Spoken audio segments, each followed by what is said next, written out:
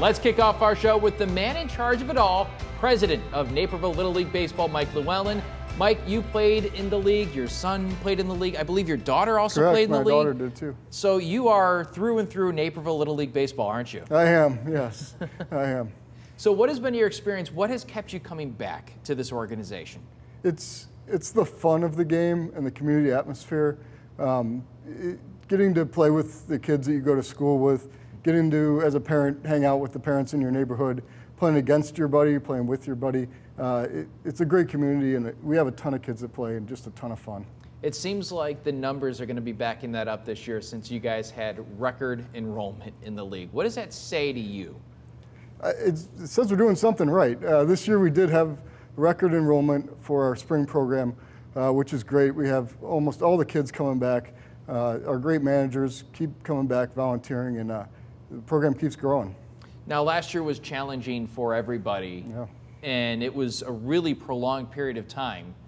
But somehow, some way, Naperville Little League Baseball seemed to weather the storm really well. I know you have had a ton of kudos from the families involved. You guys were able to provide the community this kind of relief through everything that had happened. We did, yeah. Last year was an extremely challenging year for everybody in every aspect of life, and especially with us with baseball and trying to keep up with the guidelines and trying to get the kids to play a season. The board of directors met almost weekly to try and get this thing done, but we made a point to make sure the kids played baseball, and I think they really enjoyed it. It really helped people get out of the house, get back to a little bit of normal, and between our partnership with the Park District and the board of directors, we patched something together, got a season in, and then our fall ball program was off the charts last year. It was great.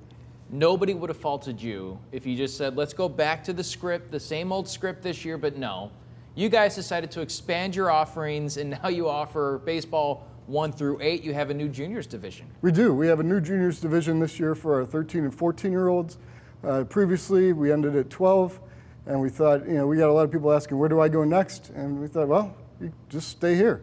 So, yeah, it's been great. First year of juniors, huge success so far, and we're hope to keep it going. What kind of reception did you guys have from the families that signed up for the juniors division? Oh, they were super excited to be able to stay with us.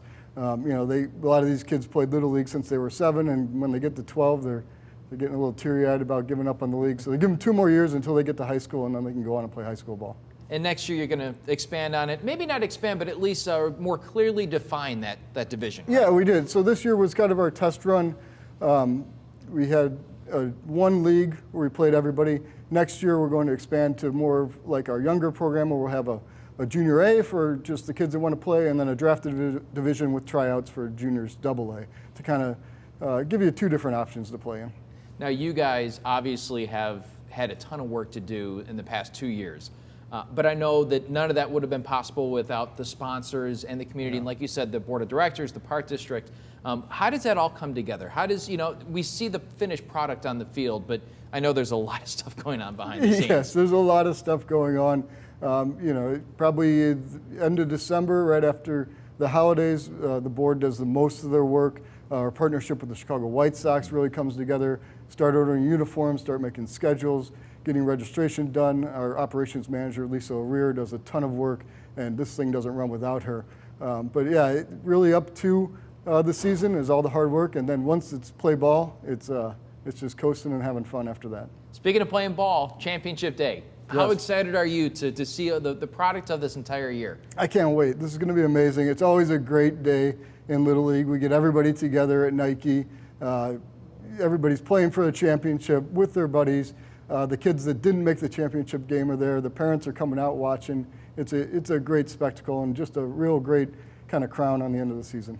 The word that I think most closely is I associate with Little League is community. Yes. And last year we saw that really when you guys were able to pick things back up after the heart of the pandemic. Yeah. But this day I think just breathes community. It does. It does. Community and fun. We get a lot of sponsors out there that have supported the teams watching, and like I said, the teams that didn't even make it, they're out there supporting their buddies. So it's a great time. Well, Mike, thank you so much for your time. Thank you for all your hard work. I know not just myself, but everybody in Naperville is very appreciative of what Naperville Little League does. Thank you, and thank you so much to NCTV for helping us out and being a great sponsor.